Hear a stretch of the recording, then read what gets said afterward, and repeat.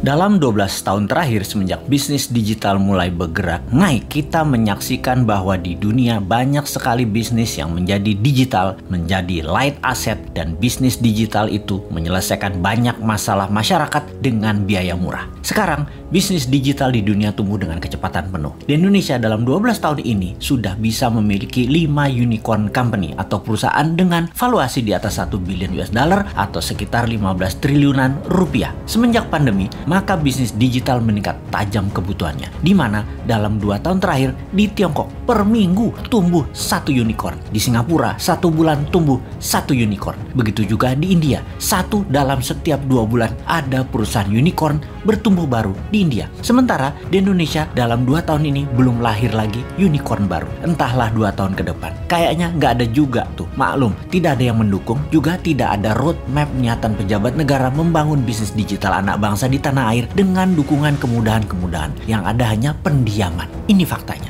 Kalau dilihat dari sisi bisnis, bagaimana kita melihat hal ini? Apakah orang Indonesia itu tidak kreatif yang bisa membuat masalah besar diselesaikan dengan teknologi digital? Atau regulasi pemerintah yang memang terlalu fokus di politik dan terlalu memikirkan pencitraan sehingga lupa mengangkat sendi bernegara lainnya seperti ekonomi, budaya, sosial, pertahanan, dan keamanan? Terlalu politik, sangat politik, serta politik adalah segalanya yang harus didulukan. Sungguh, unicorn ini berciri satu hal, semakin besar problem yang di-solve, semakin besar masalah yang terselesaikan. Maka semakin cepat perusahaan digital itu bertumbuh serta dibutuhkan karena memang menyelesaikan masalah-masalah besar tadi. Apakah di Indonesia sudah tidak ada problem besar lagi? Apakah sudah banyak solusi yang dibuat? Atau malah kebijakan mengebiri banyak gerakan kreatif masyarakat? Contoh, data di lapangan ada puluhan ribu pendaftar minta sertifikasi BPOM yang sudah tahunan gak keluar. Bagaimana UKM mau maju kalau demikian? Ini adalah salah satu contoh pengebirian kreativitas. Ada sisi lain lagi, di mana di dunia bisnis digital harus menggunakan server nasional sementara kita minta zero downtime. Apakah perusahaan nasional milik negara tersebut berani kasih garansi, yaitu zero downtime? Nggak ada tuh. Bahaya dalam bisnis digital misalnya kalau mau transfer duit, tahu-tahu ngedrop. Namun server dan sarana internetnya nggak berani kasih jaminan atau ganti rugi.